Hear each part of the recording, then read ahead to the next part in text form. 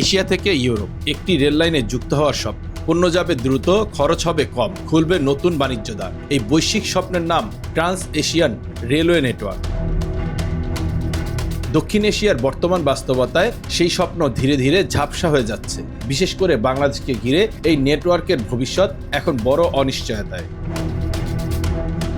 2007 সালে trans Asian railway নেটওয়ার্কে যুক্ত হতে চুক্তি করে বাংলাদেশ। এরপর 1.5 দশকে রেল অবকাঠামো উন্নয়নে বিনিয়োগ করেছে প্রায় 1 লাখ কোটি টাকা। এই বিনিয়োগ প্রধানত পদ্মা সেতু ও সংযোগ রেলপথ, যমুনা রেল সেতু, চট্টগ্রাম কক্সবাজার রেল লাইন, ঢাকা চট্টগ্রাম রেলপথ উন্নয়ন, খুলনা মোংলা রেলপথ এবং আখাউড়া আগরতলা সংযোগে ব্যবহৃত হয়েছে। উদ্দেশ্য একটাই, বাংলাদেশকে এশিয়া ইউরোপ স্থল যোগাযোগের কেন্দ্রবিন্দুতে পরিণত করা। কিন্তু প্রশ্ন হলো, এই বিপুল বিনিয়োগের পূর্ণ সুফল কি আদৌ মিলবে?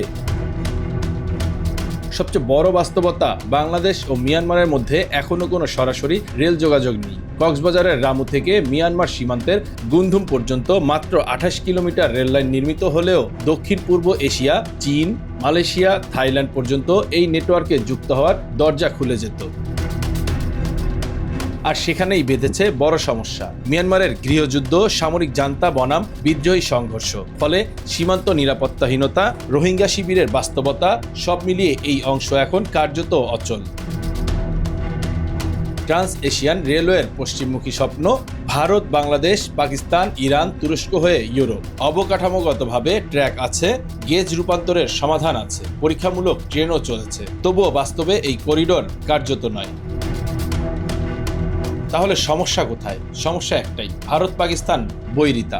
দুই দেশের মধ্যে কাশ্মীর সংকট, সীমান্ত সংঘর্ষ, কূটনৈতিক বিচ্ছিন্নতা। এই অবস্থায় এখন রেল যোগাযোগ শুধু বাণিজ্য নয়, সরাসরি নিরাপত্তা ইস্যু। ফলে এই অংশে ট্রান্স এশিয়ান রেলওয়ে কার্যত স্থবির।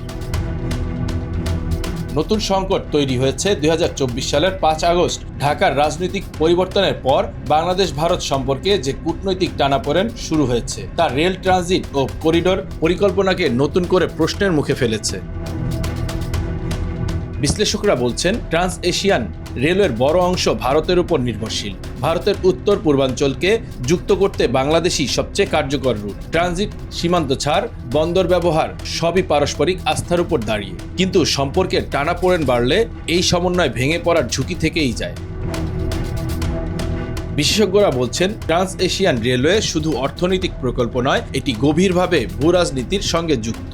পারস্পরিক সম্পর্ক ভালো না থাকলে এমন বহুপক্ষীয় উদ্যোগ কার্যকর হয় না। আরেকটি বড় বাস্তবতা, চীনের বেল্ট অ্যান্ড রোড ইনিশিয়েটিভ প্রকল্প। দ্রুত অর্থায়ন, দৃশ্যমান অবকাঠামো ও রাজনৈতিক সমর্থনের কারণে অনেক দেশ এখন বহুপক্ষীয় ট্রান্স এশিয়ান রেলওয়ের বদলে চীনা করিডোরকেই অগ্রাধিকার দিচ্ছে।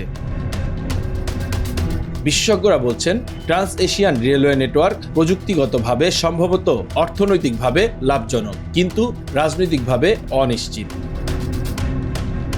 Bangla affairs news desk.